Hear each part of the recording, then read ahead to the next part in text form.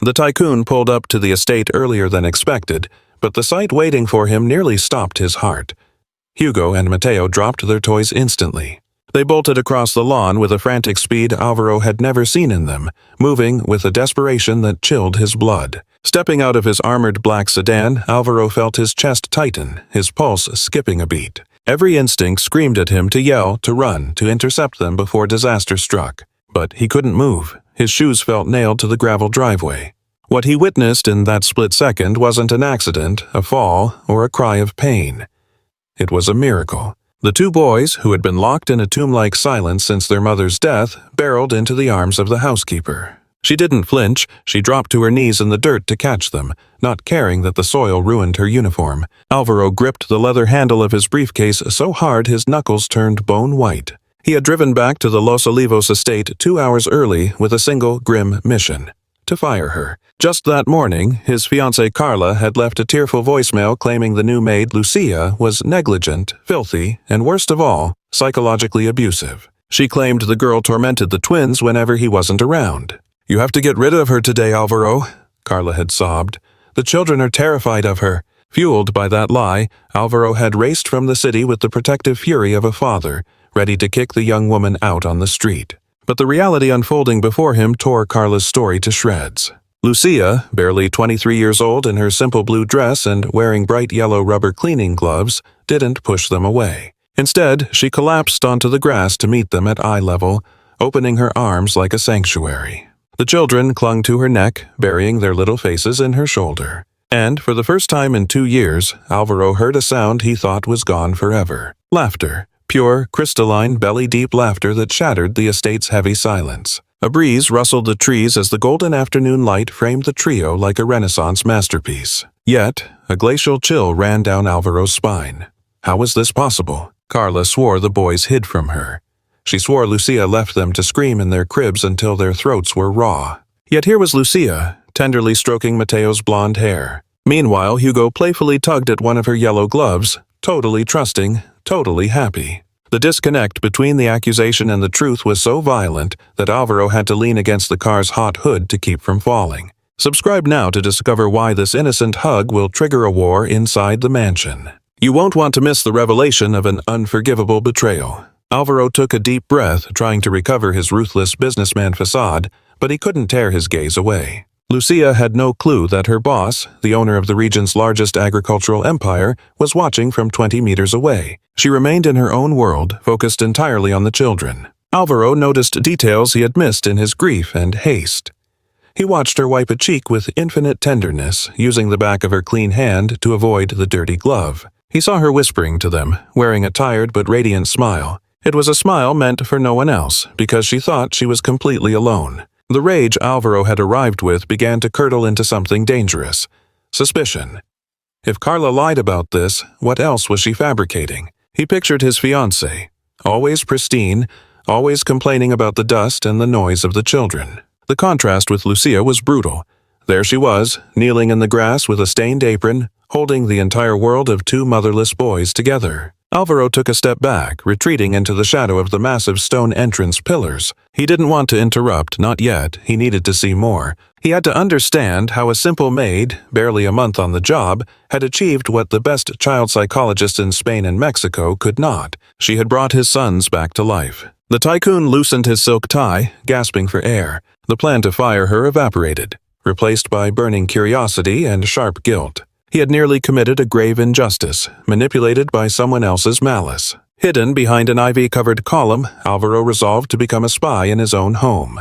He would watch her every move. If Lucia was truly the savior out there in the sunlight, then the monster was right now napping in his master's suite, wearing his diamond engagement ring. The veranda was dead silent, save for the distant hum of insects and the sudden, bright bursts of laughter drifting up from the lawn. Alvaro stood frozen, pressed tight against the shadows of the massive stone pillar, barely daring to breathe.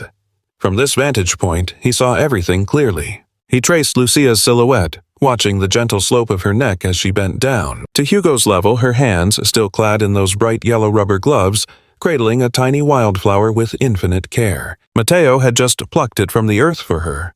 "Oh, it's absolutely perfect, sweetheart," Lucia whispered, Her words carried on the wind, reaching Alvaro's ears. That wasn't the tone of a paid worker ticking a box. It was rich, warm, and overflowing with real love. "Let's get this little guy some water so he stays thirsty-free, okay?" Alvaro felt his chest tighten. Sweetheart. Carla never used words like that. To her, they were just the children, your offspring, or on bad days, that baggage. He flashed back to last week's dinner, the moment Mateo accidentally knocked his juice onto Carla's expensive silk gown. She had shrieked, a piercing, unhinged sound, sending the twins scrambling under the table in sheer terror. At the time, Alvaro had made excuses for his fiancée, blaming it on pre-wedding jitters. "She's just not used to kids, she'll adapt," he told himself. God, he had been so incredibly blind. Back in the garden, the mood shifted.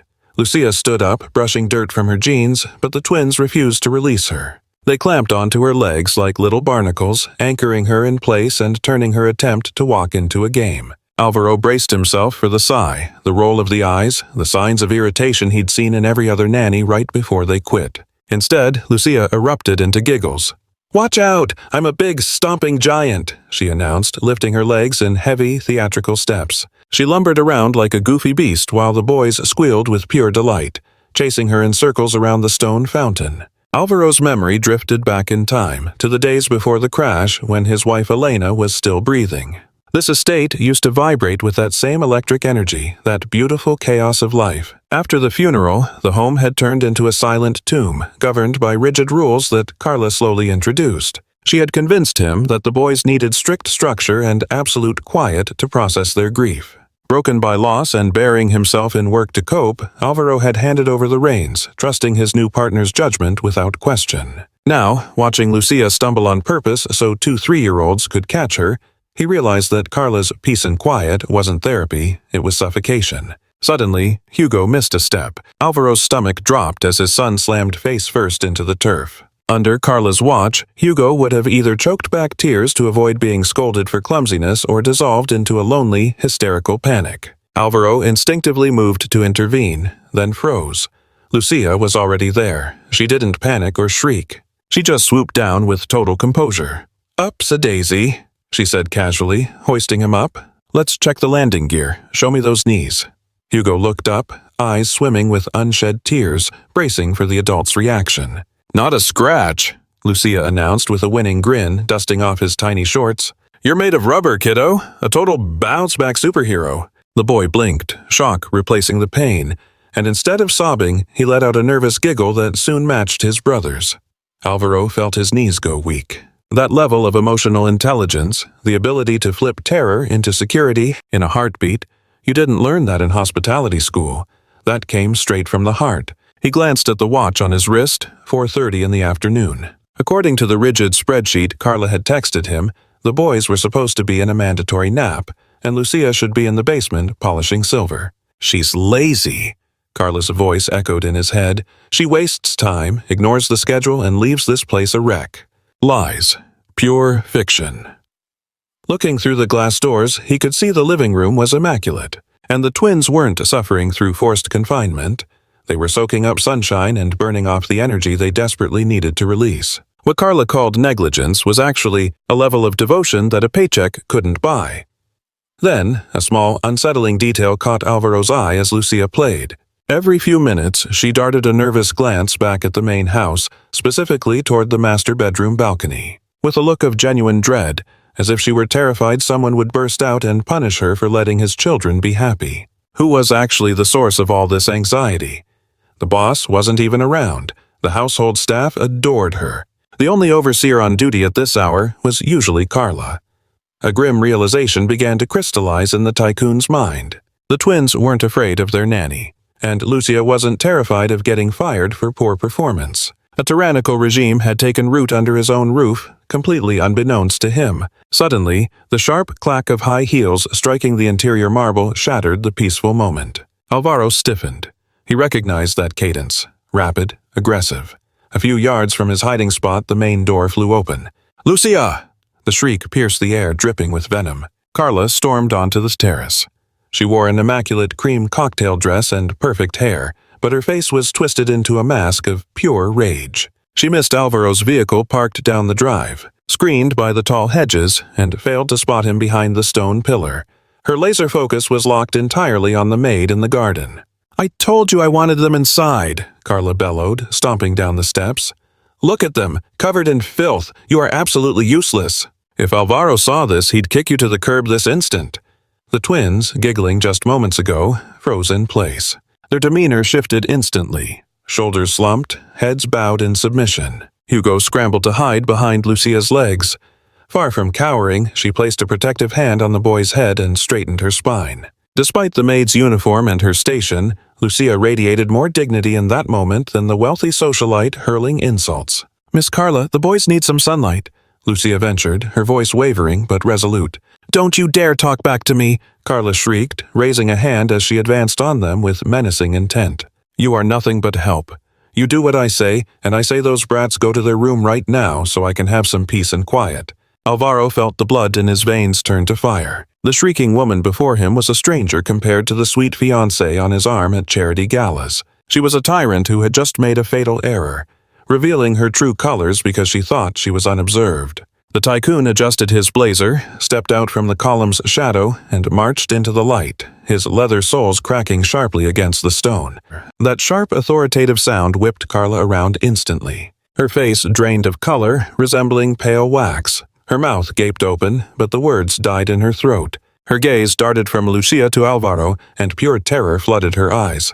Alvaro!" she stammered, her voice reduced to a whisper. "Darling, you're home early." Alvaro didn't even acknowledge her. His dark eyes swept past her as if she were a piece of tacky furniture, locking directly onto Lucia. The nanny stared back in panic, clutching the children, bracing for the termination Carla had promised 1,000 times. But Alvaro didn't raise his voice. He simply walked slowly toward the group on the lawn. He stopped before Lucia, looked down at his sons gazing up in awe, and finally studied the girl's yellow gloves, stained with the rich soil of his own estate. "Take the boys inside, Lucia," Alvaro said, his voice so low and steady it was terrifying. "Wash their hands and give them whatever they want for a snack." Lucia blinked in confusion. "Yes. Yes, sir." She hesitated, fearing the other shoe was about to drop. Then, slowly, Alvaro turned his head toward Carla, fixing her with a glare that could slice through steel. "Draw them a bath. No one is leaving this house today, except perhaps the one who doesn't know how to behave." Carla felt the earth crumble beneath her heels. He had seen it, all of it, and his silence was far more lethal than any scream. The garden air had grown so thick it was difficult to draw a breath. Lucia, her heart hammering against her ribs like a trapped bird, didn't dare look back. She could feel Alvaro's gaze burning into the back of her neck, but her priority, as always, was the children. She grasped Hugo and Mateo's small hands, still trembling from the shouting, and guided them briskly toward the service entrance, trying to project a calm she didn't possess. "Come on, my brave soldiers," Lucia whispered, choking back tears. "Let's race to the kitchen. Winner gets the first glass of chocolate milk." As the nanny and children vanished behind the rose bushes, a silent storm began to brew in the main garden. Carla attempted to plaster on a smile, the rehearsed one she reserved for society pages, but her lips quivered uncontrollably. She took a tentative step toward Alvaro, reaching out a manicured hand to graze his arm, desperate for the physical connection that usually bailed her out. "Alvaro, honey, please, don't look at me like that," she began, her tone wavering between begging and entitlement. "You need to see the big picture here. That girl? She's completely unmanageable. She pushes my buttons intentionally. She knows how much I value order, yet look at them. Your sons, rolling around in the filth like wild beasts." Alvaro took a sharp step back, dodging her caress as if her skin were coated in corrosive poison. The snub was cold and absolute, leaving Carla frozen with her hand hovering in empty space, steeped in humiliation. Inside. One word, delivered with the heavy command of a CEO accustomed to leading an army of subordinates. Any trace of his usual warmth or affection had vanished, replaced by a command as sharp and cold as steel. Alvaro spun on his heel and strode toward the manor, leaving her trailing in his wake. Carla stood rooted for a heartbeat, eyes blazing with helpless rage as she glared in Lucia's direction. "Filthy peasant," she thought, grinding her teeth until the bone ached. "You brought this on yourself, but victory won't be yours. By tonight, you and your ragged clothes will be rotting on the curb." She smoothed the creases of her designer dress, tilted her chin up, and followed him, steeling herself for the performance of a lifetime. The goal was simple: paint herself as the injured party. Crossing the threshold into the mansion, the shift in atmosphere was jarring. The marble foyer greeted them with a cool, tomb-like silence. Alvaro didn't bother pausing in the living area. He marched straight for his study, an imposing sanctuary clad in dark mahogany paneling and lined with shelves of antique literature. He threw open the double doors and stepped aside, silently ushering Carla into the lion's den. She swept past him, leaving a wake of expensive perfume. It was a scent he once found sophisticated, but after the crisp earth and raw honesty of the garden, it made him sick to his stomach. He shut the door with a violent slam. The dry crack echoed through the ground floor, sealing the study off from the world. It was a final, heavy sound, like the locking of a prison cell. Meanwhile, back in the kitchen, Lucia fought to steady her trembling hands as she poured glasses of milk. She knew exactly what that closed-door meeting meant. She'd seen the look in Miss Carla's eyes. This was the end of her employment. It was inevitable. A sharp pang of grief hit her. Not for the paycheck she desperately needed for her mother's medication, but for the boys. Her gaze drifted to Hugo and Mateo, perched up on the high stools, legs swinging rhythmically. They gulped their drinks, sporting chocolate mustaches, the earlier drama already wiped from their minds. They were resilient, a trait she had carefully nurtured in them. "Lucia, do you want some too?" Mateo asked, holding out his glass with heartbreaking innocence. Lucia managed a smile, though it was fragile and tinged with sorrow. "No, sweetie, that's to help you grow big and strong." Her heart ached with a silent question. Who's going to read to them tonight? Who will check for monsters under the bed? Carla certainly won't, and Alvaro is a ghost in his own home. The thought of abandoning these two innocent souls to that woman's glacial care shattered her heart far more than her own poverty ever could. Back in the study, the air crackled with tension. Alvaro moved toward his massive oak desk but didn't take his seat. Instead, he leaned against the edge, broad arms crossed, staring down at Carla. She had collapsed into a leather armchair, striking a pose of carefully rehearsed fragility. She dabbed a handkerchief to her eyes, though. Alvaro noted with a cynical smirk that the cloth remained dry. "I don't know what lies that servant fed you," Carla began, feigning a sob. "But believe me, she's a master manipulator. Ever since she walked through that door, she's been turning the boys against me. I'm trying to raise them properly, Alvaro. I'm preparing them for the real world, molding them into gentlemen like their father. She just encourages chaos and filth, and today, she talked back to me, disrespected me in my own home." Alvaro let the stream of words flow. He stood silent, letting her dig her own grave with every excuse, cataloging every lie and hysterical exaggeration. He watched her twist reality until she was the martyr of the story. A few hours ago, he would have bought every word without question. He would have thought, poor Carla, sacrificing so much for children who aren't even her own blood. But the memory of Mateo's laughter, that pure, healing sound in the garden, stood like an impenetrable shield against his fiancée's venom. "Are you quite finished?" Alvaro asked the moment she paused for breath. Carla blinked, stunned by his lack of sympathy. "How can you be so cold? I'm visibly shaken, Alvaro. That woman is dangerous. I want her gone, immediately. Write her a check, I don't care how much. Just get her out. I refuse to spend another night under the same roof as that insolent creature." Alvaro pushed off the desk and paced slowly toward the window overlooking the rear grounds. He could see the exact spot where the boys had been playing in the mud. "You're right about one thing, Carla," he said, keeping his back to her. "The dynamic in this house is toxic, and I'm making drastic changes starting today." Carla exhaled a sigh of relief, wiping her tearless eyes. She rose and glided over, wrapping her arms around his waist from behind and resting her cheek against his suit jacket. "Thank you, darling. I knew you'd see it my way. Truly, it's what's best for the boys. We need a professional, a proper British governess, perhaps. Someone with class, not a farm girl who smells like a barn." Alvaro stiffened at her touch. He turned slowly, forcing her hand away, and locked eyes with her. His gaze was dark, unreadable. "Sit down, Carla. I'm not finished." The command was quiet but struck like iron. Her victorious smile faltered. Something in his tone didn't match the surrender she was expecting. She sank back into the chair, crossing her legs anxiously and smoothing a phantom crease in her skirt. Alvaro rounded the desk and pulled open a drawer. Carla craned her neck, expecting a checkbook to pay off the maid. But there was no money. Instead, he pulled out a framed photograph that had lain face down for 2 years. It was Elena, his late wife, laughing with their newborn twins.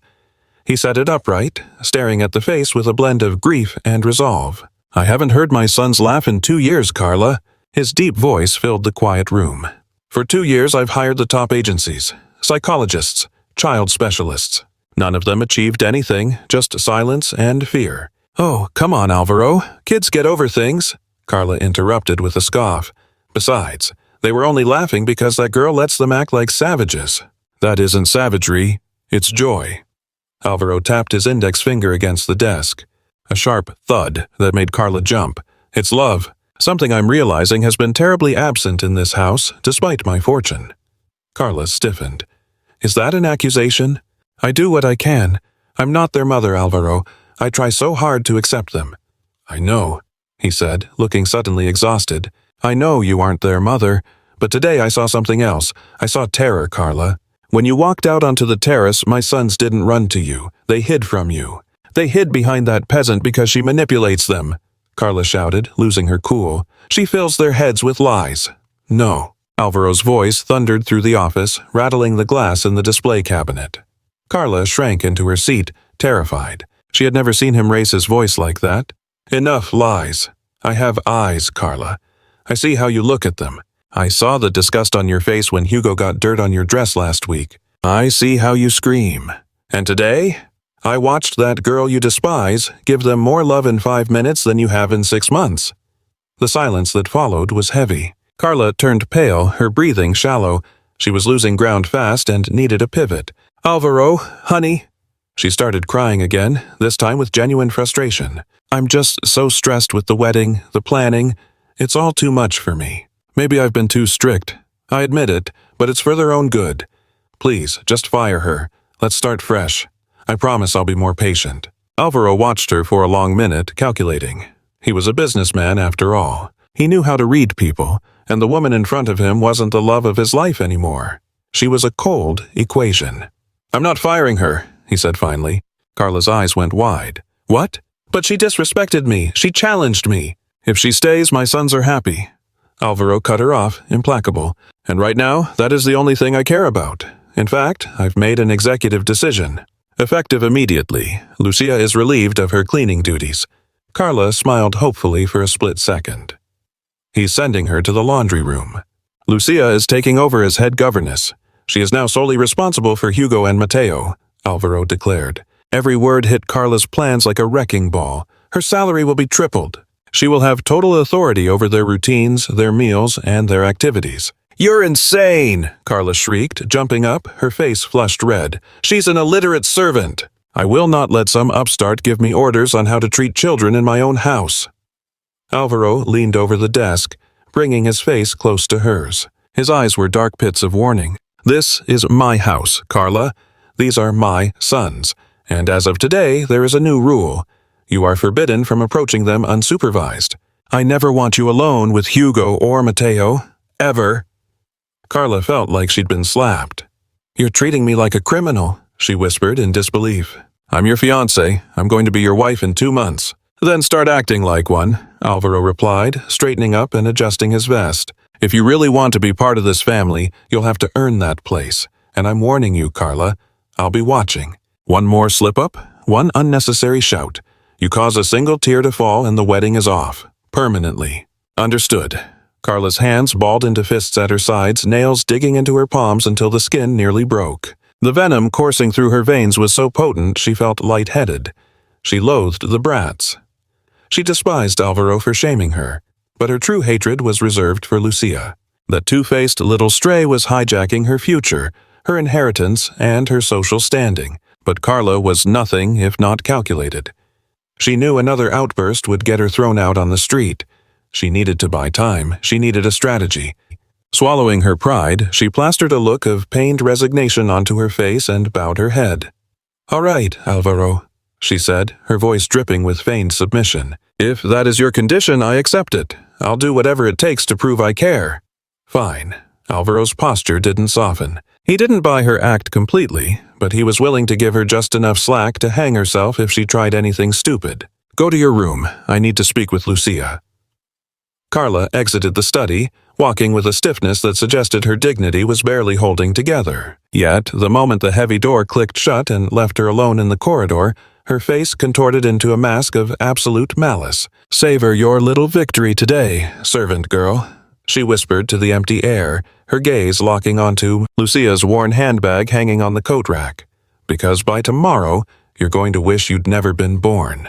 Inside the office, Alvaro collapsed into his leather chair, releasing a breath that felt like it had been trapped in his lungs for years. He dragged both hands down his face, trying to rub away the exhaustion stinging his eyes. He had won a skirmish, but deep down he knew the war had only just begun. He pressed the intercom button on his mahogany desk. "Maria," he said, summoning the cook, "please ask Lucia to come to the study immediately." He had to break the news to her right away. He needed to tell that terrified young woman that not only was her job safe, but she was now the second most powerful person in this house, and he had to do it before panic made her pack her bags. What Alvaro failed to realize was that by empowering Lucia, he had effectively painted a giant bullseye right between her shoulder blades. That night, the Los Olivos estate seemed wrapped in a deceptive tranquility, but within those stone and timber walls, the tension was thick enough to choke on. Alvaro didn't go upstairs to rest. After his standoff with Carla and calming down a bewildered Lucia, who was still reeling from her promotion and raise, the tycoon locked himself in his office again.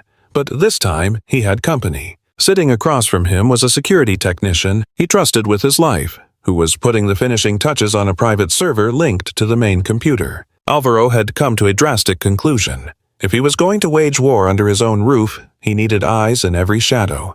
"All systems go, Mr. Serrano," the technician said, snapping his metal case shut. "High-resolution cameras with audio in the playroom, kitchen, and corridors. And per your request, 2 micro-lenses hidden in the picture frames of the main living area. They're invisible to the naked eye, motion-activated, and everything uploads directly to this encrypted cloud. You are the only one with the access key." Alvaro nodded, his serious expression bathed in the blue glow of the monitors. "Thank you, Roberto. This stays between us, not a word to Carla or the staff." "Understood, sir. By the way," the technician hesitated for a split second. "When I bridged the new system to the house's central server, the software automatically pulled the history from the hallway security feed. That camera has always been active, even if you rarely check it. The system created a backup of the last 6 months. Do you want me to wipe it to free up storage?" A cold shiver ran down Alvaro's spine. That hallway camera pointed directly at the twins' bedroom door and the suite he shared with Carla whenever she stayed over. "No," Alvaro said, his voice sounding foreign to his own ears. "Don't delete anything. Leave it. You may go." Once he was alone, the silence of the massive house pressed in on him. Alvaro poured himself a glass of whiskey but left it untouched. He sat before the screen and opened the folder of recovered files. His hands, usually steady enough to sign multi-million-dollar contracts, trembled slightly over the mouse. What was he about to see? Was he just being paranoid? Maybe Carla was right. Maybe the stress was making him hallucinate. Maybe her screaming fit this afternoon was just an isolated incident. He clicked on a random file. Dated 3 weeks ago. Time, 2 in the afternoon. A grainy black and white image flickered onto the screen. The hallway was empty. Suddenly, the door to the children's room creaked open. Carla stepped out. Alvaro leaned in closer. On the video, Carla scanned both ends of the hall, ensuring the coast was clear. Then, she turned back toward the open door, and although the old camera lacked audio, the gesture was unmistakable. She flashed a crude, obscene hand signal into the children's room and slammed the door with violent force. Alvaro felt a sickening turn in his stomach. It wasn't a crime he was witnessing, just a display of absolute low-class behavior. But he needed concrete proof. He scrolled back through the archives. 2 months ago, a Tuesday night, he had been away on business in Mexico City. On the screen, Carla was hauling Hugo violently by the arm. The boy looked so fragile in the footage, his socks sliding helplessly on the polished wax floor as he tried to break. Even without audio, the desperation in his sobbing was visceral. She stopped in the hallway, dropped to a squat, and screamed right in his face. The aggression was palpable. Then she crossed the line. The whiskey tumbler slipped from Alvaro's grip, shattering across the Persian rug, but he didn't even blink. On the video, Carla dug her nails into the child's arm. It wasn't a discipline tap. It was a twisted, cruel pinch, calculated to inflict maximum pain without leaving a bruise. Hugo doubled over in agony. Carla just smoothed her hair and continued dragging him toward his bedroom. Seconds later, she pulled out her phone and made a call, her face shifting instantly from demonic rage to a mask of fake concern. Alvaro remembered that night vividly. That was when she had called him. "Alvaro, honey, Hugo is out of control. He won't stop screaming. He's hurting himself. I'm so worried. I don't know what to do. I think he needs medication." And like a fool, he had believed her. God, he had bought every word. He had truly believed his son was the one suffering from severe emotional instability. He had even considered sending him to a special boarding school, never realizing the real monster was sleeping in his own bed. Bile rose in his throat. Alvaro replayed the clip over and over. Each second was a dagger to his heart as a father.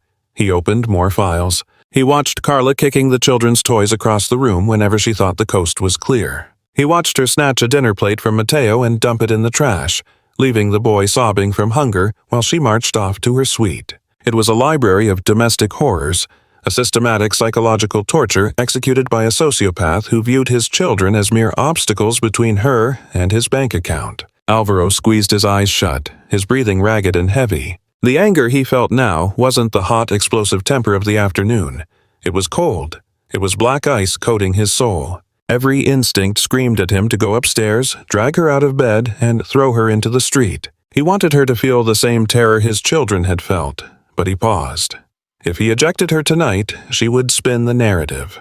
She would claim he was unstable, argue the videos were out of context, and sue for a massive settlement for breach of promise. She would try to torch his reputation. No, Alvaro Serrano didn't survive in the business world by being impulsive. He survived by being lethal. He transferred every file to an external hard drive and locked it inside his wall safe. Only then did he wipe a solitary tear from his cheek. "I am so sorry, my sons," he whispered to the darkness. "Your father was blind, but I swear on your mother's grave this woman will pay for every single tear she forced you to shed. She isn't just leaving. I'm going to ruin her." He glanced at the monitor one last time. He switched to the live feed of the nursery, courtesy of the new cameras. Lucia was there. It was 3 a.m, yet she was wide awake. She was sitting in the rocking chair between the 2 beds, standing guard over the twins' sleep. She held a book under the dim glow of a reading light, but every few minutes she paused to tuck one in or check the other's forehead. The contrast was devastating. The woman draped in silk was a demon. The woman wearing a humble uniform was a guardian angel. Alvaro felt a strange warmth in his chest, a gratitude he hadn't known in years, mixed with something new and dangerous. A profound admiration. He stood up, resolved. Tomorrow was a new day. Carla would try something. Her bruised ego wouldn't let her sit still, but he would be ready. The trap was set, and his finger was already on the trigger. But Alvaro hadn't calculated just how fast and how viciously Carla would strike back. Dawn broke with a heavy, steel-gray sky that promised a storm, a perfect reflection of the tension inside the mansion. Carla was up before her alarm. She hadn't slept. The humiliation from the previous day churned in her gut like acid. She knew her position was hanging by a thread. Alvaro had degraded her, stripped her of power, and worst of all, empowered the help. As she brushed her hair before the vanity mirror, Carla solidified her plan. It was high risk, but she was out of options. It had to be a kill shot. It had to be catastrophic enough to force Alvaro to fire Lucia, maybe even send the girl to prison. Targeting the children had backfired because he took their side. Fine. Then she would hit a rich man where it actually hurts. His assets. "You're about to learn who really runs the show, you cheap amateur," she whispered to the mirror, applying a coat of blood-red lipstick. She bided her time until Alvaro left. He had a high-stakes meeting with Japanese investors downtown and wouldn't be back until evening. The moment the sound of the Mercedes crunching down the gravel driveway faded into silence, a wicked smile curled on her lips. The coast was finally clear. She descended the staircase with deadly calm, the sound of laughter drifting up from the living room. Lucia was already settling into her promotion, sitting cross-legged on the rug while she helped the twins piece together a massive puzzle. It was a sickeningly sweet picture of domestic bliss. Ideally perfect. It made Carla want to gag. "Good morning, Miss Carla," Lucia said, scrambling to her feet out of respect. Even with her new title, the girl remained frustratingly humble. Carla didn't even acknowledge her existence. She breezed past with her nose in the air, marching straight for the library. "Don't worry about it," she heard Lucia whisper to the kids. "Let's just keep looking for that piece of blue sky." Carla slipped into Alvaro's study. He had left it unlocked, a careless mistake that worked in her favor, and she went straight to the wall safe hidden behind a painting. She knew the code by heart. Alvaro had entrusted it to her months ago for emergencies. Her fingers danced over the keypad. With a satisfying click, the heavy door unlatched. Inside lay stacks of cash, legal papers, and the family heirlooms. Carla reached for the blue velvet case. There it was, the emerald and diamond necklace that belonged to Alvaro's grandmother. A one-of-a-kind piece worth over $50,000. It was the family's crown jewel, the very same one Alvaro promised she would wear on their wedding day. She lifted the necklace, feeling the cold weight of the gems against her palm. "Goodbye, wedding," she thought with a smirk. "Hello, freedom." She shut the safe and slipped the jewelry into her jacket pocket, creeping silently toward the servants' quarters. She knew the rest of the staff would be occupied with the gardening or the outdoor laundry at this time of day. The staff hallway was empty. She slipped into the modest, cramped room where Lucia slept. The place was meticulously tidy. On the nightstand sat a framed photo of an elderly woman. Probably her sick mother, Carla thought with a sneer. Beside it lay a Bible, and hanging on the door was a worn-out, cheap fabric backpack. Carla unzipped the bag to find the pathetic contents: hand lotion, a plastic comb, and a purse with just a few coins rattling inside. Acting fast, she grabbed a dirty handkerchief she found nearby and wrapped the diamond necklace inside it. She shoved the bundle to the very bottom of the bag, hiding it beneath a spare sweater. "Perfect," she hissed. She exited the room and returned to the main hall, her heart pounding. Not from fear, but from the thrill of the hunt. She sat on the sofa for 10 minutes to steady her breathing. Then, delivering an Oscar-worthy performance, she let out a blood-curdling scream. "No! Oh my God, no!" Her voice echoed through the entire mansion. In the dining room, Lucia dropped the spoon she was using to feed the kids and sprinted toward the living room, the twins close on her heels. "Miss Carla, what happened?" Lucia cried out, panic in her voice. Carla stood by the side table, frantically tearing through her purse and dumping its contents onto the floor. "The necklace! Alvaro's grandmother's necklace!" she wailed, tears streaming down her face. "I took it out to clean it for tonight, and now it's gone. I set it down right here 5 minutes ago." Lucia stepped forward, trying to help. "Are you sure? Maybe it just fell. We can find it." "Stay back!" Carla shrieked, recoiling as if the girl were contagious. You're the only one who's been lurking around here." "Me?" Lucia pressed a hand to her chest, stunned. "Miss, I've been with the children in the dining room the entire time. I haven't even set foot in this room." "Liar!" Carla pulled out her phone, her hands shaking with feigned rage. "Alvaro's going to kill me. That's a family heirloom. We have a thief under this roof and I'm going to find out who it is." Carla punched in the numbers, but she wasn't calling Alvaro. She dialed 911. "Police, I need help immediately. I need to report a grand larceny at the Los Olivos estate. Items worth millions. Yes, I have the suspect cornered. Please hurry." "It's the maid." She hung up, and for a split second a triumphant smirk broke through her mask of distress as she glared at Lucia. "The police are on their way, Lucia. If you took it, save yourself the trouble and confess right now. Maybe Alvaro will show you some mercy." "But I didn't do anything," Lucia stammered, tears welling in her eyes as the terrified twins clung to her legs. "I swear on my life, I swear on my mother." "We'll see about that," Carla said, crossing her arms coldly. "The police are going to turn this place upside down.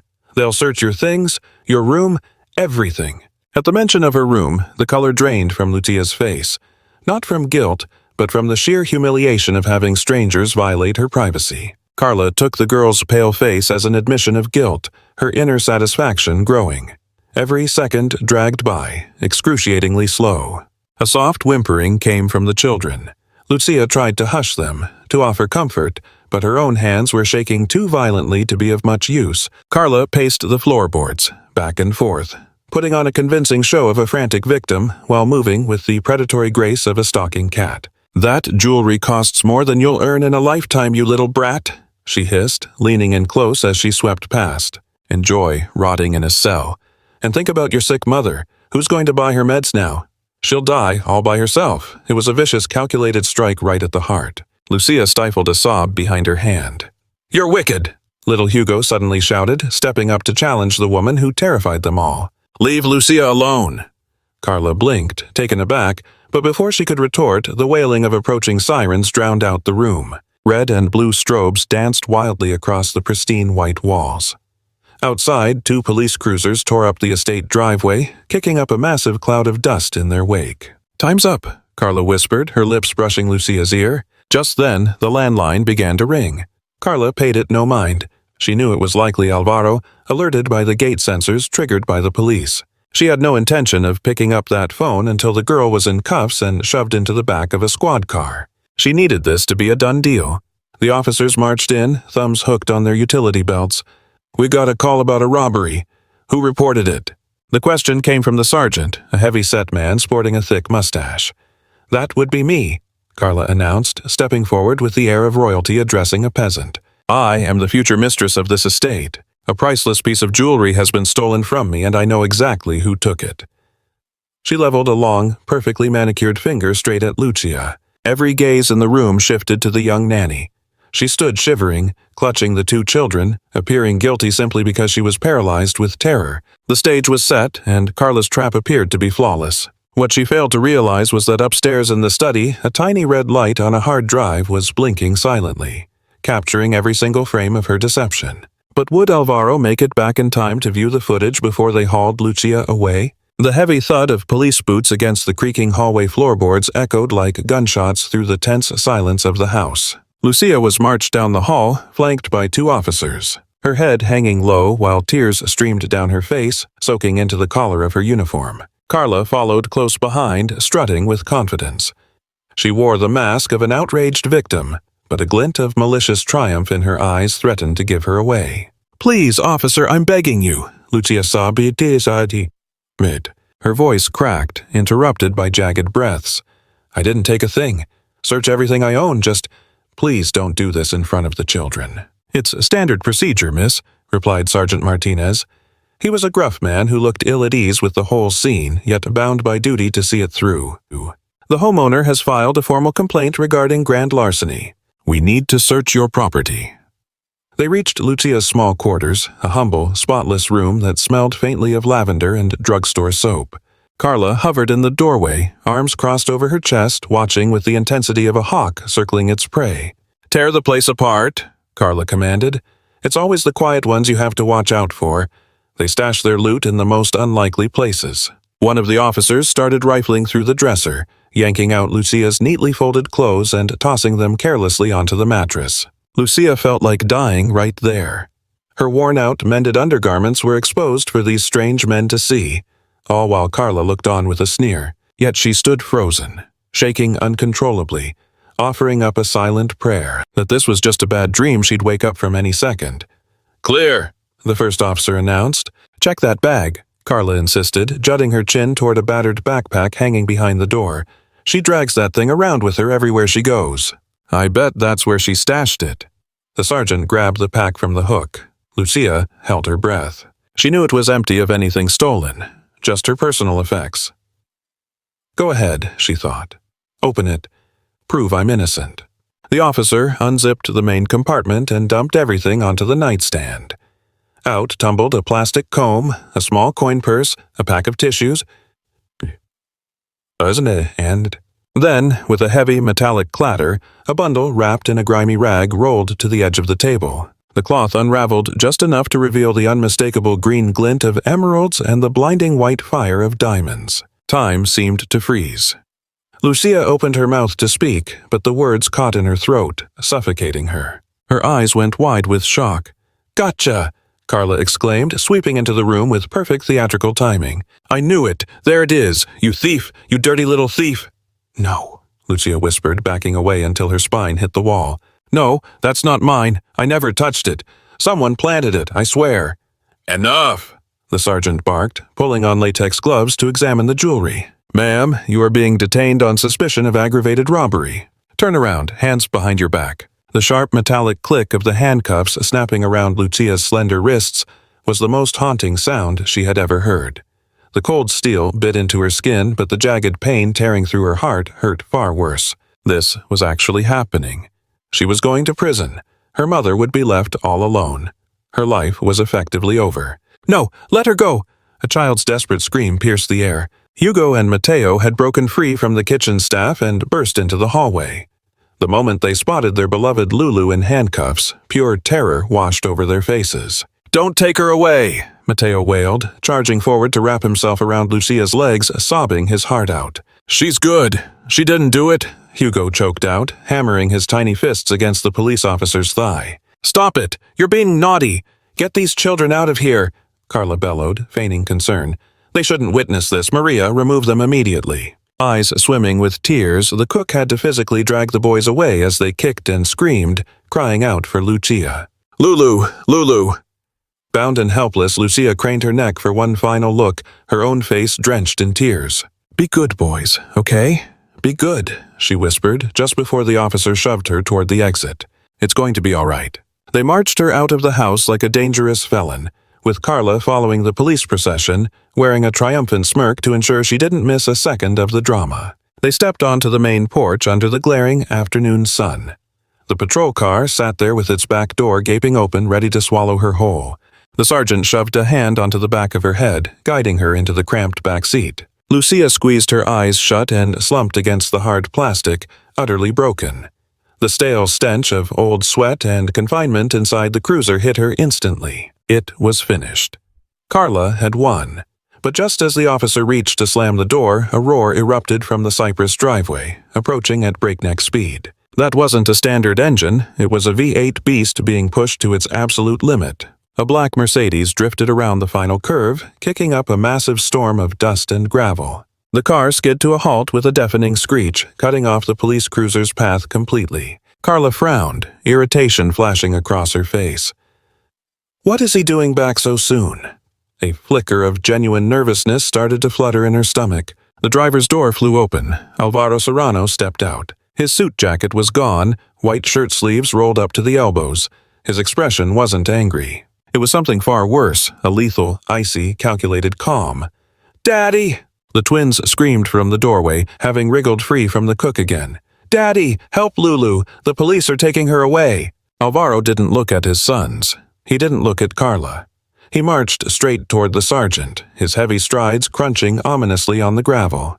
"Would someone care to explain what the hell is happening on my property?" "Sergeant?" Alvaro asked. His voice was low, but it carried such command that the officers instinctively snapped to attention. "Mr. Serrano," the officer replied, clearly unsettled. "We responded to a 911 call from your fiancée. We recovered a high-value stolen item in your employee's possession. We caught her red-handed." Carla rushed to his side, desperate to control the spin. "Alvaro, darling, it was awful," she exclaimed, reaching for him. "She stole your grandmother's necklace. We found it in her backpack. Thank God I called the authorities in time." Alvaro silenced her with a sharp hand gesture, not making contact. He leaned down toward the cruiser's window to look at Lucia. She was curled into a ball on the seat, eyes red and swollen. When she looked at Alvaro, she didn't see a savior. She saw the man who would surely seal her fate. Shame forced her gaze to the floor. "I didn't do it, Mr. Alvaro," she whispered, her voice barely there. "Please, believe me." Alvaro straightened up slowly, glanced at the sergeant, and then drilled his dark eyes into Carla. "Sergeant!"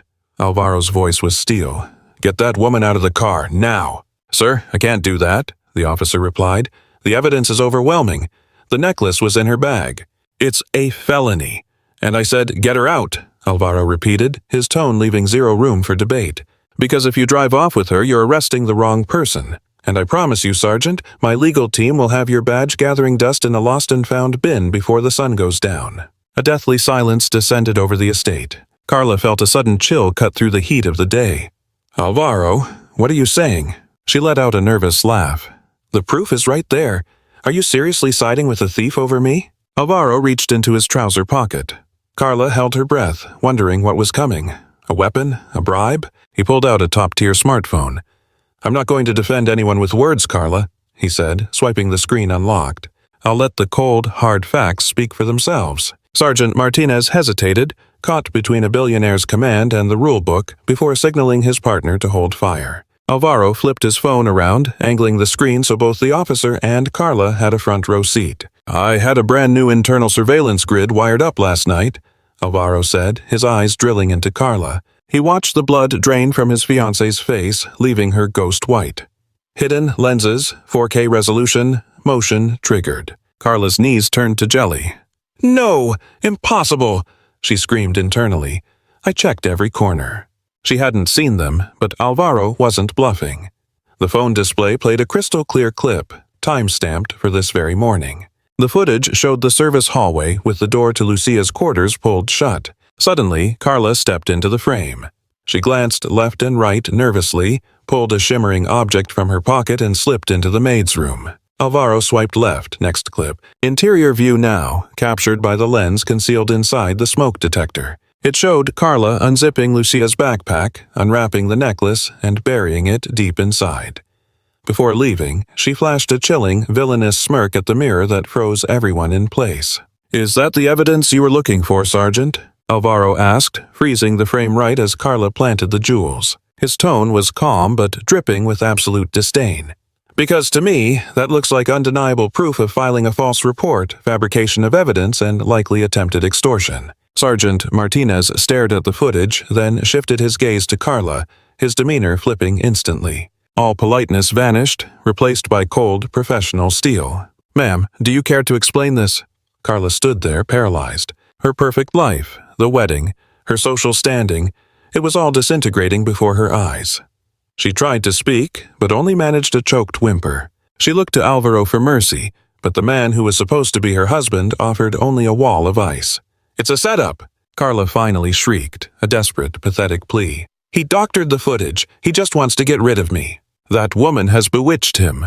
Alvaro ignored her screeching, walked over to the squad car and pulled the rear door open himself. "Officer, take the cuffs off," he commanded.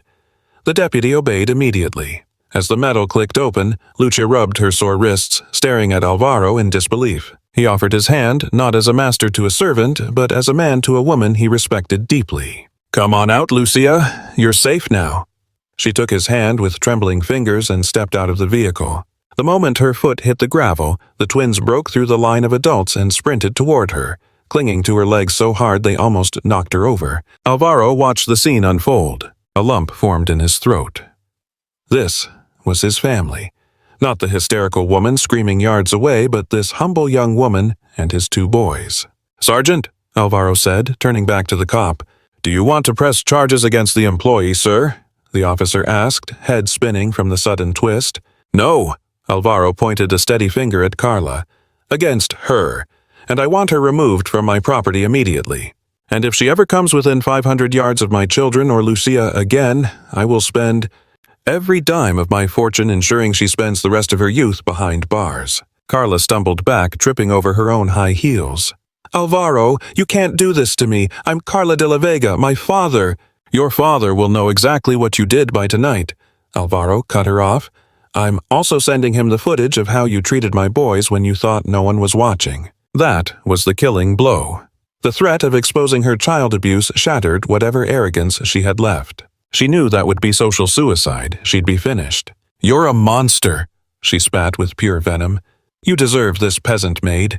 You two deserve each other." "Thank you," Alvaro replied with a wry half-smile. "That's the nicest thing you've ever said to me." The sergeant motioned to Carla. "Miss, come with us. We need to book you at the station for filing a false report." "Don't touch me," she shrieked, shaking off the officer's grip. "I can walk." "I don't need your filthy cruiser."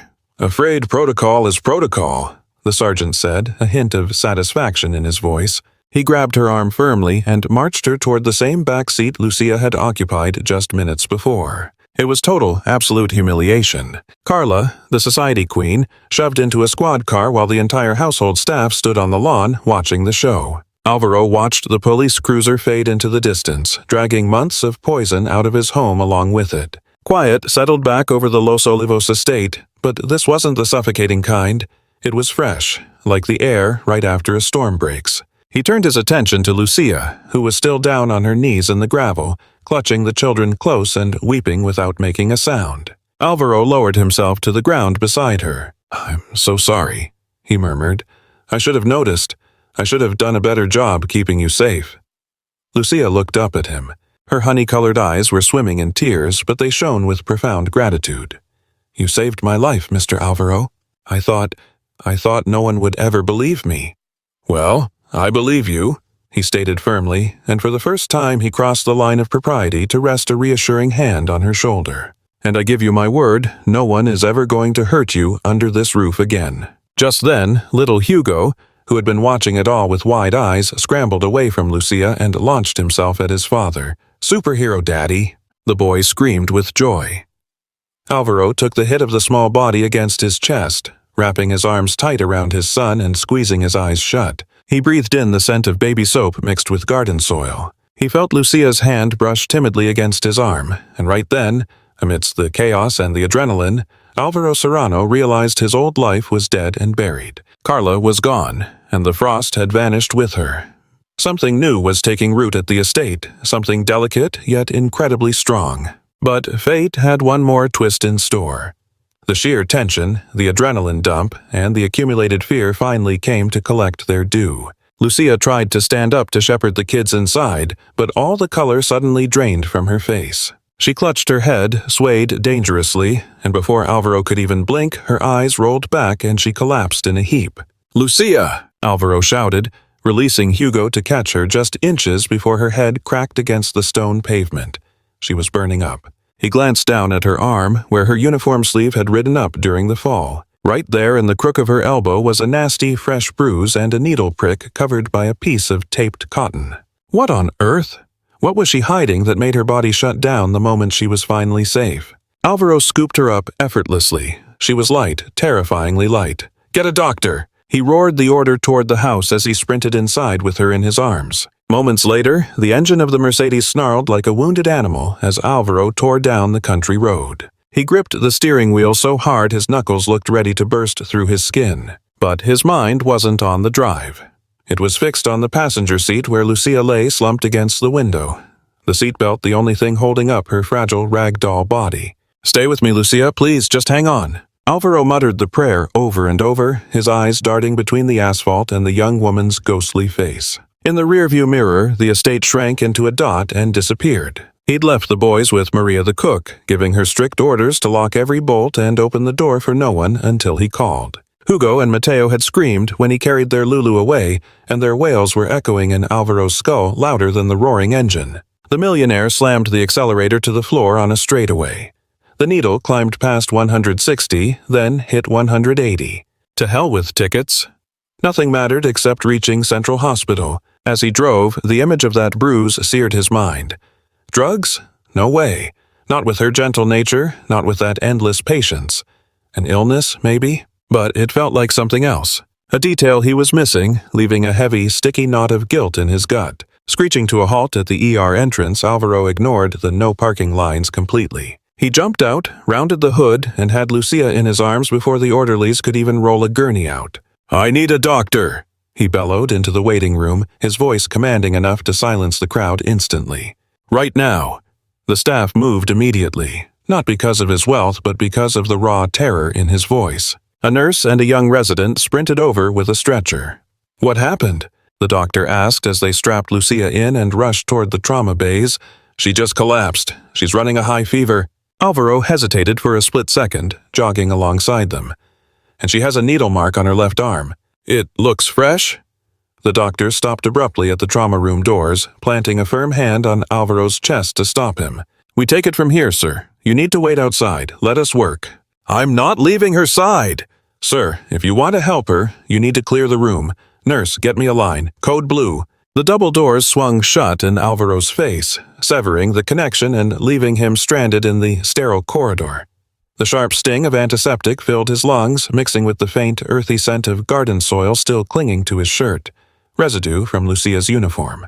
The chemical tang burned his nose, a jarring contrast to the smudges of dirt on his chest where he had held her. Alvaro ran his fingers through his hair, his breath coming in ragged, shallow gasps. Useless.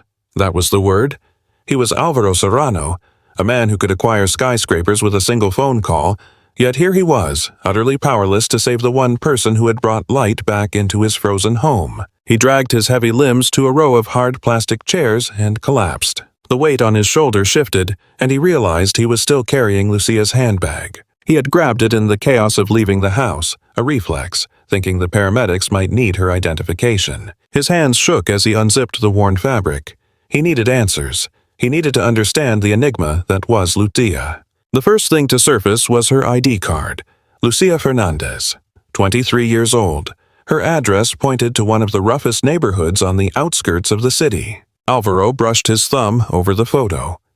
Even in the harsh, unflattering glare of the police-style lighting, her eyes held that same undeniable kindness. He dug deeper. Pushing aside an old sweater, the one Carla had used to conceal the necklace, his fingers brushed against a clear plastic folder.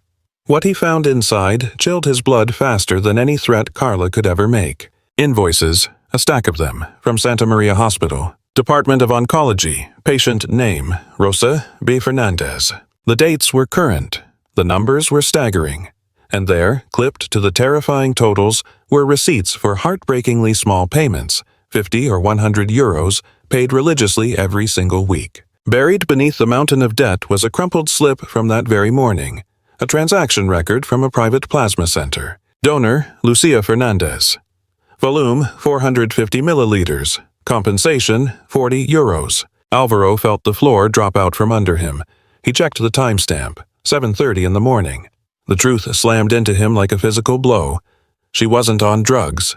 She was selling her own life force, drop by drop, just to keep her mother's chemotherapy going. She had drained her veins at dawn, likely skipping breakfast to catch the bus on time, and then she had spent the entire day chasing his twins under the blazing sun, enduring the screaming and the stress inflicted by Carla. And through all of that depletion, she had found the strength to smile, to dance, to play. "Dear God," Alvaro whispered, the sting of tears blurring his vision. "What have we done to you, Lucia?" The vibration of his phone in his pocket broke the spell. It was Roberto, his attorney. When Alvaro answered, his voice was a low rumble of impending violence. "Talk to me. Mr. Serrano, I have an update from the precinct. Miss Carla de la Vega is trying to cut a deal. She claims it was a misunderstanding, says she was reacting to medication. Her father is en route and threatening a defamation suit if we don't drop the charges and hand over the security footage. They are claiming the recordings violate privacy laws." Alvaro shot to his feet, gripping the phone until his knuckles turned white. The crumpled medical receipts in his hand felt like lead weights compared to the airy, expensive lies Carla's legal team was spinning. They wanted to save her reputation? "Listen to me very carefully, Roberto," he said, pacing toward the dark window at the end of the hall. "I am not withdrawing a single thing. In fact, I have a new instruction for you. Go ahead, sir. Get the director of Santa Maria Hospital on the line. I want the total outstanding balance for a patient named Rosa Fernandez. Sorry, who is, just do it. Pay the entire debt, anonymous donor, and then draft a press statement. If Carla's father wants a war, I will burn his world to the ground. If they leak one single lie about Lucia or me, I will upload every second of that abuse footage to every social platform in existence before they can even type up a cease and desist. Tell them I have backups on servers in 3 different continents. They can disappear quietly, or I can destroy them. Understood, Mr. Serrano. Consider it handled. No one wants that kind of exposure. And the hospital debt. Clear it now. Hire a private nurse for the mother. Ensure she wants for nothing." Alvaro killed the call. A fraction of the weight lifted from his chest, but the cold knot of fear remained. He turned his gaze back to the swinging doors of the ER. He could use his fortune to crush his enemies and save a dying woman, but all the money in the world couldn't force Lucia's eyes to open. That was up to her. And if today had proven anything, it was that Lucia possessed a strength he had never comprehended. The pneumatic hiss of the doors broke the silence. The doctor emerged, peeling off his mask with a look of profound exhaustion. Alvaro was on him in a second, scanning the man's face for hope. "How is she?" The question hung in the air. "Stable," the doctor said. Alvaro exhaled a breath he didn't know he was holding. "But we need to talk, Mr. Serrano. Your employee is in a critical state of total physical collapse." The physician steered Alvaro toward a secluded alcove, well out of earshot from the other patients. His face was grim, practically radiating judgment. "Listen, I have no idea what kind of operation you're running over there," the doctor began, folding his arms across his chest. "But her test results are alarming. She is suffering from acute anemia. Her iron counts are practically non-existent. She's severely dehydrated and showing classic symptoms of long-term starvation." A wave of guilt crashed over Alvaro. Starvation. Under his roof. A place where gourmet leftovers filled the trash bins every single night. "Starvation?" he echoed, unable to process the word. "Exactly. And to top it off, she donated blood this morning. In her condition, that was a biological ticking time bomb. Her system just shut down. She has 0 reserves left. Does she actually eat? Because physically it looks like she hasn't had a proper meal in weeks. Alvaro squeezed his eyes shut as memories of lunchtimes flashed through his mind. Lucia was always hovering, making sure the kids were fed, but he had never actually seen her take a bite. Carla had a strict rule. The help does not touch the family's food. She must have been surviving on scraps or skipping meals entirely to hoard every penny. "This is on me," Alvaro stated, his voice dropping an octave. "I was blind to it, but that doesn't excuse me. Will she be okay? She's resilient, so with rest, fluids, and actual nutrition, she will bounce back. But she needs to stop grinding herself into dust. We have put her under so she can finally get some sleep. She should come around in a few hours. We are moving her to a standard ward shortly." "Put her in the best suite you have," Alvaro commanded. "Run every test in the book. I want her treated like royalty." 2 hours later, Alvaro was sinking into a plush leather armchair inside room 405. The VIP suite resembled a 5-star hotel more than a hospital, yet that sterile heavy silence remained unchanged. The only sound was the rhythmic soft ping of the cardiac monitor measuring out the seconds. Lucia was out cold. Stripped of her maid's uniform and wrapped in white hospital linens, she looked impossibly young and heartbreakingly fragile. Her alabaster skin stood out starkly against the dark halo of hair fanned out on the pillow. Alvaro could not look away. For the last 2 years, his world had been filled with social climbers chasing his wallet, his reputation, and his last name. Yet here lay a woman starving herself to keep her mother alive, pouring her heart into children that were not hers, all while asking for absolutely nothing in return. He reached out with trembling fingers, gently brushing a stray lock of hair from her brow. Her skin felt cool to the touch. "You really are a saint, Lucia," he murmured into the quiet, "and I have been a blind fool." Just then, her eyelids began to flutter. Alvaro jerked his hand back, suddenly feeling like he was trespassing. Her eyes drifted open, unfocused and dazed by the dim lighting and strange surroundings. "Where?" The word was just a scratchy whisper. She tried to push herself up, but gravity and vertigo slammed her back into the mattress. "Easy now," Alvaro said, leaning in. "You are in the hospital. You collapsed." Lucia blinked rapidly, her vision sharpening until she locked onto her boss's dark gaze. Then reality hit her like a freight train. The police. Carla screaming. The handcuffs. The darkness. Panic surged through her veins.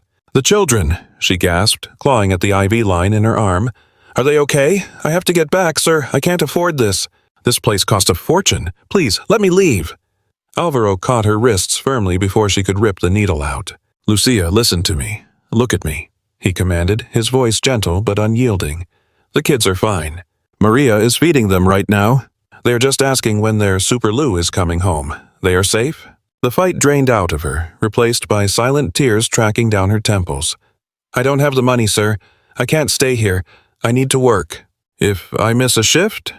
"You aren't missing anything because you are on medical leave," Alvaro cut in. "And you aren't paying a dime. I have handled it." She shook her head frantically, misery etched on her face. "You don't understand. My mother. I need the paycheck. I can't lose this job. Miss Carla said she'd fire me." "Carla is history," Alvaro stated with a ferocity that froze Lucia in place. "She is gone for good, and your job is secure." He released her hand and reached into his jacket pocket, pulling out the crumpled documents he had salvaged from her bag. The oncology bills. Lucia stiffened the moment she recognized them. A flush of humiliation burned across her face. He knew. Her secret, her destitution, her desperate struggle, it was all laid bare. "I'm so sorry," she choked out between sobs. "I didn't want you to know I was in trouble. I didn't want your pity." Alvaro stood up abruptly, offended by the very idea. "Pity? Lucia, this isn't pity. It's awe. You've been carrying the weight of the world on your shoulders. Why didn't you say something? You are the master of the house. I am just the help. It wasn't my place to burden you." Alvaro let out a heavy sigh, frustrated with himself and the invisible walls of class that had kept her suffering in silence. He settled back into the chair, locking eyes with her. "Listen closely, because I'm only going to say this once. Your mother's medical bills? They're gone, paid in full." For Lucia, the room simply stopped spinning. Even the rhythmic beep of the monitor seemed to fade into silence. "Excuse me?" she breathed. "It's handled. I've also arranged for a private nurse to look after her at home during her recovery." That means no more selling plasma, no more skipping meals, no more moonlighting at second or third jobs. From this moment on, your only focus is my children and your own well-being." Lucia stared at him as if he were speaking an alien tongue. Her mind couldn't wrap around that level of kindness. "But that's a fortune." "I'll pay you back, I swear. I'll work for free as long as it takes." "Absolutely not," Alvaro countered. A faint, rare smile touched his lips, the first one she had seen all day. "I'm actually tripling your salary, just like we discussed in my office. What you do for Hugo and Mateo? It's priceless. You gave them their childhood back, Lucia. And seeing those bills today made me realize something. You are the most selfless person I've ever met." The dam broke. Lucia began to sob, but the fear was gone. These were tears of pure release.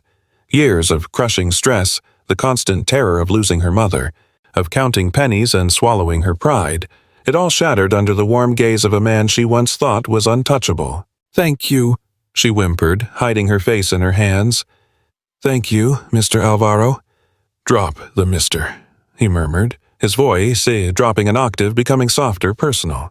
"It's just Alvaro. I think after everything we've been through today, we're past the point of formalities." A quiet understanding settled between them. He reached for a glass of water, gently supporting her head as he helped her take a sip. The skin-to-skin contact sent a jolt through the room, a heavy, electric tension that felt nothing like a boss and his employee. "Get some rest," he said, sinking back into his chair. "I'm not leaving your side tonight." "You don't have to do that." "You'll be uncomfortable." "I'm staying put," Alvaro declared, crossing his arms and settling firmly into the armchair. "Go to sleep, Lucia. Tomorrow is day one of a whole new life." She looked at him, and for the first time she let herself feel something deeper than thankfulness. She felt safe. She felt truly seen. Her eyes fluttered shut, and sleep claimed her instantly. A deep, peaceful slumber without a single bad dream. With Lucia finally resting, Alvaro pulled out his phone and scrolled to his gallery. He studied a snapshot from earlier that day, the twins clinging to Lucia in the garden. Then he glanced up at the real woman in the hospital bed. "Carla wanted a spectacle," he mused. "But Lucia, she deserves the universe." He knew the road ahead was paved with obstacles. People would gossip. His late wife's family would likely raise hell. But as he watched Lucia's hand resting on the white sheet, Alvaro Serrano knew he was ready to go to war with anyone. He was falling in love, and this time it was the real deal. However, this hospital sanctuary was just the calm before the storm.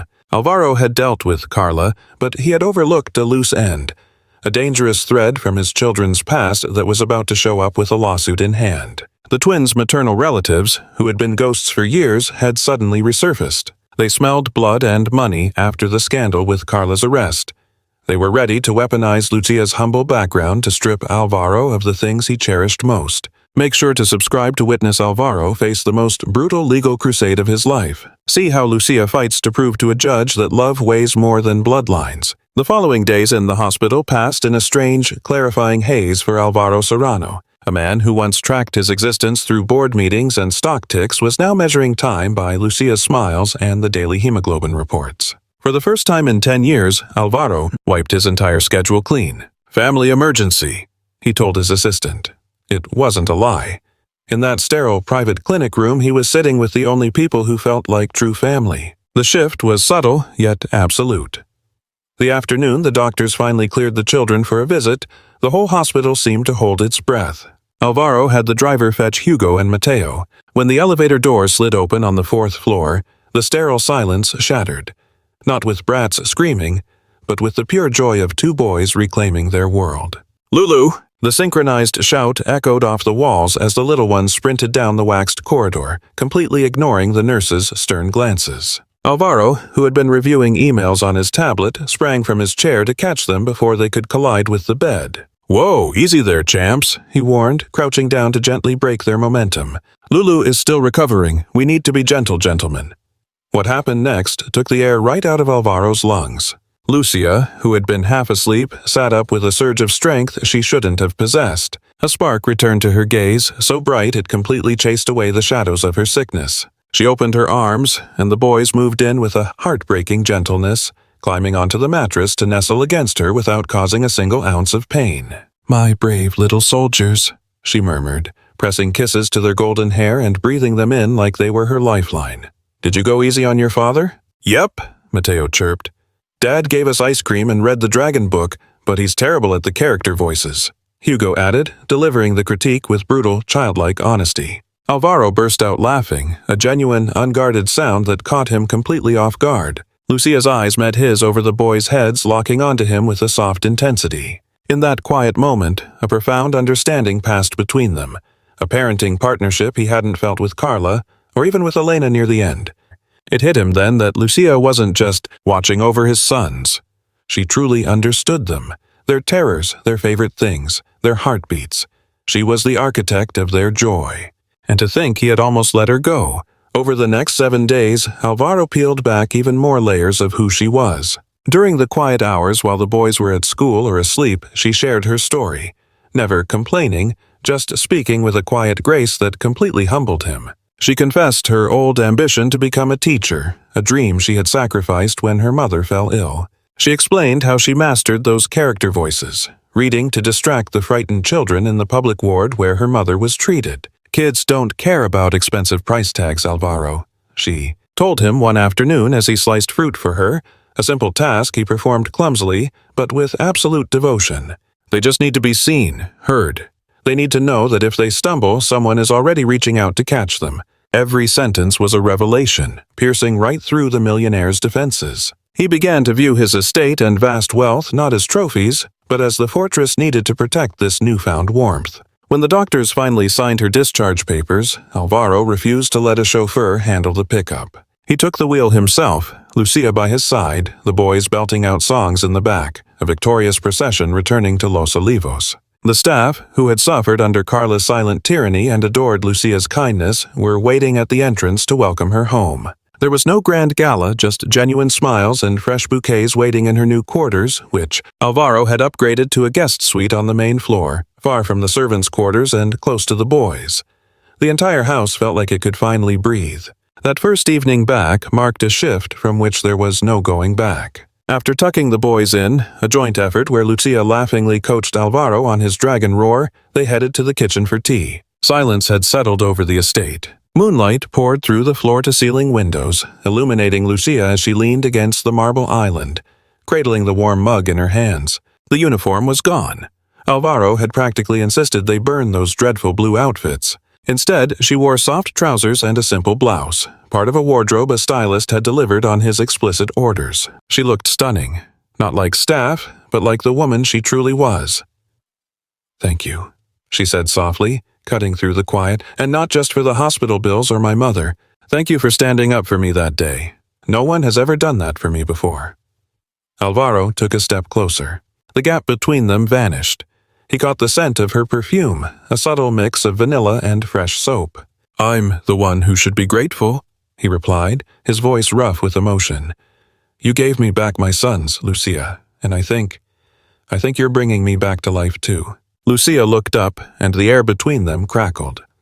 Alvaro felt an overwhelming urge to lean in and kiss her. He wanted to wash away years of loneliness, to seal the silent promise that they were in this together now. He reached out to cup her cheek, and she didn't pull away. Her eyes fluttered shut in anticipation, lips parting slightly. But just as he leaned in, the shrill ring of a telephone shattered the spell. It was the main landline, the one that only ever rang for emergencies or family crises. Alvaro froze, frustration warring with his protective instincts. "I have to get that," he murmured, pulling away reluctantly. Lucia nodded, flushed. Her hand drifting to the spot on her cheek his fingers had grazed moments before. Alvaro grabbed the receiver in the hallway. "Yes? Mr. Serrano." It was the security guard at the main gate, his voice tight with anxiety. "I know it's late, sir, but there's a car here. They're demanding to be let in. They claim they're family." Alvaro frowned. "What family? I'm not expecting anyone." "It's Mrs. Bernarda de la Torre, sir, the boy's grandmother, and she's got a lawyer with her." Alvaro felt the blood freeze in his veins. Bernarda, Elena's mother, hadn't seen her grandsons in 3 years, claiming the sight of them was too painful a reminder of her late daughter. "What is she doing here at 10 o'clock at night unannounced? Do not open that gate," Alvaro barked into the receiver. But the deep roar of a high-performance engine growing louder up the driveway told him it was too late. They'd either bullied past the guard or smashed right through. He slammed the phone into its cradle hard enough to crack the plastic. Lucia walked in from the kitchen, freezing when she saw the blood drain from his face. "Get upstairs. Lock your door. Do not come out no matter what you hear." "Alvaro, you're scaring me. What is it?" Her voice trembled, rattled by the sudden shift from peaceful evening to crisis mode. "My past just pulled into the driveway," he muttered as blinding headlights sliced through the windows, illuminating the living room dust motes. "And they aren't here for a friendly visit." The front door didn't just open. It was thrown wide without a knock, a silent declaration of total war. Alvaro planted his feet in the center of the foyer, arms folded across his chest, a living barricade standing between the invaders and the sanctity of his home. First through the breach was a suit, charcoal gray, expensive leather briefcase, and a smug look that screamed he owned the place. Bernarda de la Torre swept in right behind him. Even at her age, she was a fortress of a woman, draped in heavy furs despite the warm evening, wearing that permanent sneer of disappointment Alvaro knew all too well. Then came the real shock. Trailing in her wake to Alvaro's absolute horror was Carla. Gone was the broken, hysterical woman the police had dragged away in handcuffs just weeks ago. She was dressed in severe mourning black like a grieving widow, peeling off oversized sunglasses to reveal eyes carefully painted to look tragic, though they glittered with pure, unadulterated venom. "Good evening, Alvaro," Bernarda said, the temperature in the room dropping 10 degrees at the sound of her voice. She didn't even look at him, choosing instead to scan the room like an appraiser at a foreclosure sale. "I see you've turned my daughter's sanctuary into a flophouse for the help." Alvaro ignored the jab, refusing to take the bait. "To what do I owe this pleasure of a home invasion at this hour? And more importantly, why is that criminal standing in my foyer?" He jabbed a finger toward Carla, who gasped dramatically and shrank behind the older woman for protection. "Watch your tone," Bernarda snapped. "Carla was brave enough to find me and finally tell me the truth. She opened my eyes to the absolute nightmare my grandchildren are living in." "Nightmare?" Alvaro let out a harsh, disbelief-filled laugh. "Those kids are actually happy for the first time since Elena passed. If you'd bothered to visit even once in the last 3 years, you'd know that." "Do not presume to judge my grief," Bernarda shrieked, slamming the tip of her cane against the marble floor. "I lost my daughter. I won't lose her sons too. I will not have them raised by some gutter snipe, some illiterate maid you've decided to warm my daughter's bed with." The slur echoed off the stone walls, and Alvaro took a menacing step forward, fists clenched. "You rinse your mouth out before you say her name. Lucia has more class in her little finger than you or Carla could muster in 10 lifetimes." "Ah, so you're going on record?" the lawyer interjected, popping the latches of his briefcase with a sharp click. "You're admitting to a romantic entanglement with the primary caregiver of the minors. The family court judge will find that fascinating." "What the hell are you talking about?" Alvaro growled. "Mr. Serrano," the lawyer said calmly, thrusting a thick manila envelope toward his chest. "Consider yourself served. We're filing for full exclusive custody. Mrs. de la Torre is petitioning for immediate guardianship of Hugo and Mateo Serrano on the grounds of moral turpitude, parental negligence, and psychological endangerment." Alvaro snatched the packet from the lawyer's grip and tore it in half without breaking eye contact, letting the shreds flutter to the floor. "You're delusional. No judge on earth would sign off on that. I'm their father. My record is clean. I have the resources." "Oh, you have resources, do you?" Carla hissed, stepping out from the shadows with a toxic smirk. "But you also have a looming court date. Did you really think I was just going to sit quietly in the corner? I've gone on record stating you doctored that footage, that you set me up to distract everyone from your sordid little affair with the help. And guess what? The tabloids are eating it up. Tomorrow's headlines are already written. The tycoon and the maid. A conspiracy to ruin the reputation of a high society fiancé. It gets worse," Bernarda added smoothly. "We've dug into that woman's background. Lucia Fernandez comes from a long line of instability. Her mother is quite ill, isn't she? Cancer. Crippling medical debt. It's painfully obvious she only wormed her way into your life and the children's lives for a payout. She's a gold digger, Alvaro, and you fell for it like a desperate old fool." "That is enough." The voice cut through the air from the staircase, making everyone spin around. Lucia stood there, defying orders. She hovered on the bottom step, face pale and hands shaking, but her chin was lifted in defiance. She'd heard every word, the slurs, the fabrications, the threat to tear the family apart. "You shouldn't speak about things you don't understand, ma'am," Lucia said, descending slowly. Her knees felt like water, but her resolve was forged steel. I don't want a cent of Mr. Alvaro's money, and if you actually cared about your grandsons, you'd just be thankful they finally stopped crying themselves to sleep. Bernarda's eyes raked it over her, dripping with absolute disdain. So, you're the trespasser, she spat, her voice thick with revulsion. Look at you, you're nothing. Do you honestly believe you can fill my daughter's shoes? You? Raising the Serrano heirs with your gutter upbringing? Lucia stepped into the foyer, aligning herself firmly beside Alvaro. I'm not trying to replace anyone. Without hesitation, Alvaro claimed her hand, lacing their fingers together in a silent, ironclad declaration of war before the witnesses. I just want to give them love. Something this family seems to be severely lacking, aside from their father. You little wretch! Bernarda raised her hand to strike. Alvaro caught his mother-in-law's wrist in mid-air, stopping the blow with cold, calculated restraint. Don't! Alvaro growled, his voice dropping to a register so dangerously low the family lawyer stumbled back 2 paces. You lay a finger on this woman, Bernarda, and I swear I will forget that you share blood with my children. Bernarda yanked her hand back, trembling with pure rage. She glared at their joined hands. Fine, the old woman said, smoothing her features into a mask of ice. I wanted to handle this quietly, out of respect for Elena's memory, but I see you've chosen to wallow in the filth.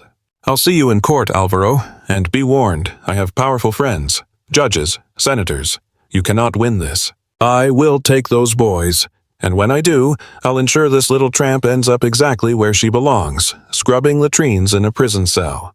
Get out, Alvaro commanded, pointing a rigid finger at the exit. Leave my house, now. Before leaving, Carla paused in front of Lucia, whispering venom into her ear. Enjoy it while it lasts, darling. When those kids are gone, Alvaro will hate you. He'll blame you. The chain always snaps at the weakest link. The heavy door slammed shut, leaving a suffocating silence in the hallway. Not of peace, but of impending doom. Lucia pulled her hand away and buried her face in her palms, sobbing. They're right, she choked out. They're right, Alvaro. I'm a liability. If I go now, they'll leave you alone. They won't take the boys. No.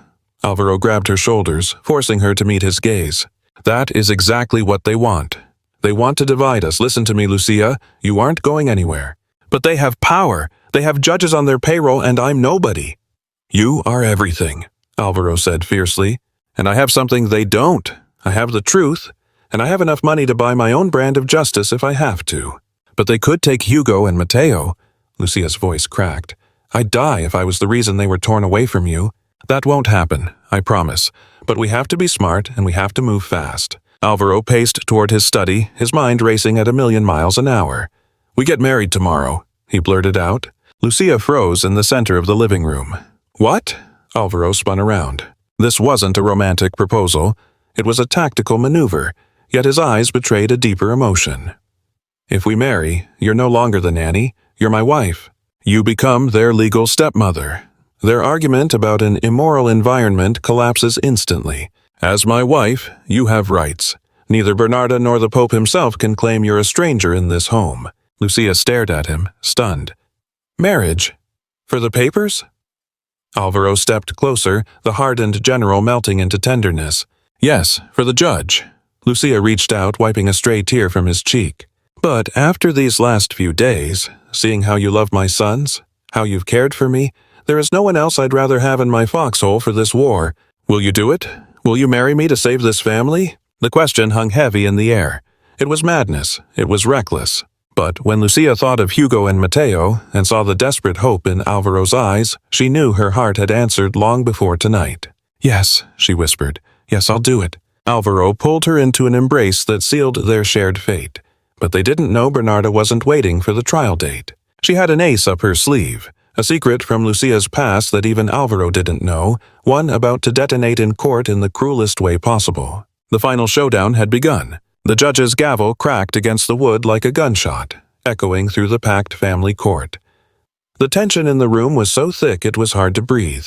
On one side, Bernarda de la Torre and Carla sat in high-end designer suits wearing matching smiles of smug certainty. On the other side sat Alvaro, impeccable in his dark suit, though dark circles haunted his eyes as he gripped Lucia's hand beneath the table. She was shaking, not from cold, but from the sheer terror of losing the children she loved as her own flesh and blood. Order! boomed the judge, a stern older man with thick-rimmed glasses.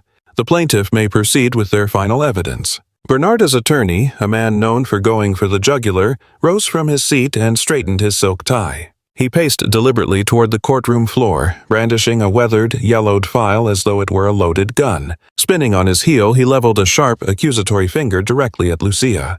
"Your Honor," he boomed, his voice dripping with performance, "Mr. Serrano has tried to weave a fairy tale about this woman. He speaks of her nurturing soul, her kindness, yet he conveniently forgot one vital piece of the puzzle. A fact proving that entrusting two helpless children to her is nothing short of criminal recklessness." He paused for effect, playing to the reporters gathered in the back. "Miss Lucia Fernandez is a convicted felon. At 16, she served 6 months in a juvenile detention center for aggravated assault with a deadly weapon." A gasp of "Horizon Sandied there. Oh, say. Galderary." Alvaro stiffened, his head snapping around to look at her. She squeezed her eyes shut and bowed her head as tears began to spill. There was no denial, it was the truth. Bernarda let out a cold, malicious snicker, hiding it behind a lace handkerchief. "Is this the mother figure you want for those boys, Your Honor?" The lawyer pressed on, merciless. "A violent ex-convict who slashed a man with a butcher knife. We demand full custody be awarded to the maternal grandmother immediately, along with a permanent restraining order against this dangerous criminal." The judge peered over the rim of his spectacles, fixing his gaze on Lucia. "Miss Fernandez, do you dispute these claims?" Alvaro started to rise, ready to scream that the past was irrelevant, but Lucia squeezed his hand and stood up on her own. This was her fight. She wiped her face with the back of her hand and lifted her chin, meeting the magistrate's eyes with a quiet strength that hushed the room. "Yes, Your Honor," she stated, her voice trembling but clear. "It is true. I was incarcerated." Carla let out a triumphant scoff, but Lucia didn't falter. "I was 16 years old, and the man I attacked was my stepfather. I came home from school to find him smashing my mother's head against the kitchen tiles. He was killing her, Your Honor. He was a giant, and I was just a child. I grabbed the first thing I could reach to make him let her go. I didn't want to hurt him. I just wanted my mother to keep breathing." The atmosphere in the courtroom shifted instantly. The air wasn't thick with judgment anymore. It was heavy with heartbreak. "I served my time," Lucia continued, locking eyes with Bernarda, who finally looked unsettled. "I went to that detention center, and I finished my education there with top honors. And since my release, I have worked double shifts to pay for the medical bills of the woman I saved. I am not a criminal, Your Honor. I am a daughter, and if anyone ever tried to hurt Hugo or Mateo, I would do it again in a heartbeat. I would use my hands, my teeth, my entire existence to protect them, because that is what a mother does. She defends." Alvaro felt his chest swell with overwhelming pride.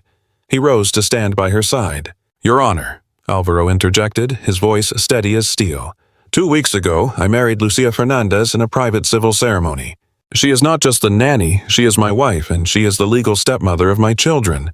And that so-called violent instinct the prosecution mocks? That is the very force that pulled my sons out of the depression and neglect they were drowning in. Neglect caused by these 2 women. "Objection!" Bernarda's lawyer shouted. "This is irrelevant." "Overruled," the judge snapped, keeping his eyes on Alvaro. "Proceed, Mr. Serrano." Alvaro pulled a USB drive from his pocket. "They want to talk about violence? They want to talk about danger? I am submitting home security footage recorded while Miss Carla de la Vega was watching my children." Carla's face drained of color. She tried to bolt, but a bailiff stepped into her path. The judge nodded for the evidence to be shown. The large monitors illuminated the room with the ugly truth. There was Carla, pinching Hugo until he sobbed. Carla screaming at them, shoving them, calling them worthless burdens. The footage radiated ice-cold contempt and psychological torture. Then, the scene shifted. It showed Lucia holding them close, teaching them to read, bandaging scraped knees, and dancing around the living room.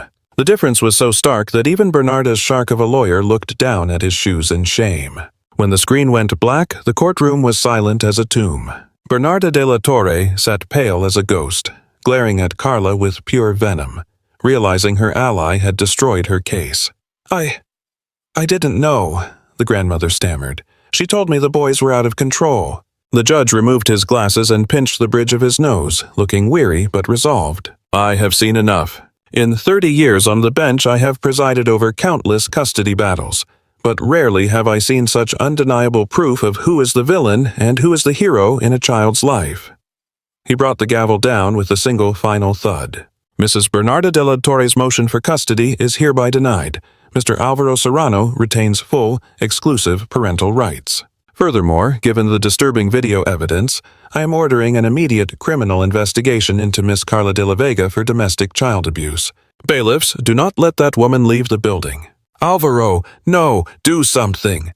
Carla shrieked as two officers grabbed her arms. You can't let them take me! Alvaro didn't spare her a glance. His gaze was fixed solely on Lucia, who was clinging to him, weeping tears of pure relief. Bernarda stormed out of the courtroom in disgrace, eyes fixed forward, leaving her partner in crime to face the music alone. Goodness had triumphed.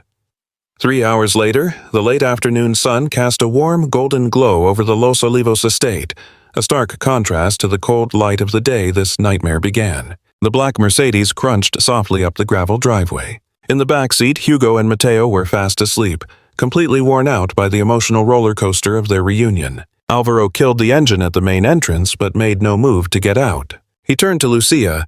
She was staring up at the house, her house now, with a look of utter disbelief. Is it really over? She whispered. The fear is, Alvaro replied gently. Now our life begins.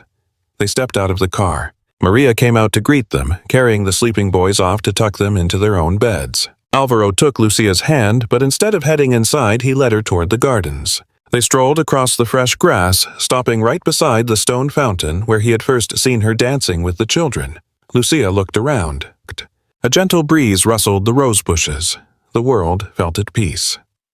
This is where I fell in love with you, Alvaro said, breaking the silence. Lucia spun around, stunned. Here? But you were furious that day. You were planning to fire me. I came down here to fire you, yes, but then I saw you. I saw my sons running into your arms.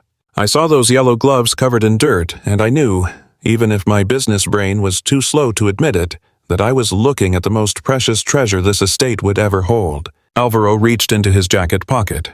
We had a rushed civil ceremony with a friendly judge just to win a legal war, he said, stepping closer. That was a contract, a tactic. But I don't want a marriage based on strategy, Lucia. I want one built on a promise. He dropped to one knee right there in the dirt, the same dirt she used to scrub and play in. The wealthiest man in the region didn't care a bit about ruining his multi-thousand-dollar trousers. He produced a small blue velvet box. Lucia Fernandez, brave woman, the mother of my children's hearts, the savior of my soul. Will you do me the incredible honor of being my wife, not for a judge, but before God and ourselves? Will you build this home with me for real, forever? Lucia covered her mouth with her hands as he opened the box. It wasn't the cold, ostentatious rock Carla had demanded. It was an exquisite, delicate ring featuring an intense yellow diamond, bright as the sun, surrounded by a halo of white stones. Yellow, she whispered, smiling through her tears. Like the gloves, Alvaro said, his eyes misty. Like the light you brought into this dark house. Yes, Lucia replied, her voice ringing out strong and clear across the garden. Yes, Alvaro, 1,000 times yes. He slid the ring onto her finger. It was a perfect fit. He stood and kissed her, a long, deep embrace sealed with the relief of victory and the promise of a bright future. Up on the second floor, two little blonde faces were pressed against the windowpane, watching the scene unfold. Daddy's kissing Lulu, Hugo giggled. Gross, Mateo added, though he was laughing too. But this means Lulu is staying forever. Down in the garden, the millionaire and the former maid broke their kiss, holding each other close as they looked back at the house. It was no longer a cold mansion filled with sad echoes. It was finally a home. As the sun dipped below the horizon, painting the sky in shades of orange and violet, Alvaro realized he had just closed the best deal of his life. He hadn't won millions, he had won a family. The end.